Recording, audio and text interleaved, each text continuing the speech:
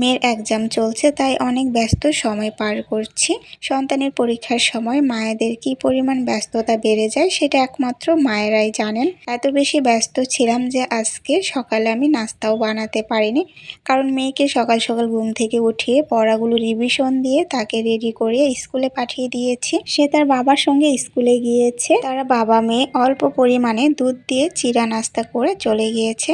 তারপর আমাদের মা মেয়ের জন্য ডিম সিদ্ধ করেছি আর চা বানিয়েছি। স্কুলে যাওয়ার টাইম হয়ে গিয়েছে, আর এদিকে আমার বুড়িটাও ঘুম থেকে উঠে গিয়েছে। তো রেডি হয়ে আমরা চলে যাচ্ছি স্কুলে। স্কুলে যাওয়ার আগে আমি মাছটা রেডি করে রেখে গেলাম, যেন স্কুল থেকে এসে তাড়াতাড়ি রান্নাটা বসিয়ে দিতে পারি।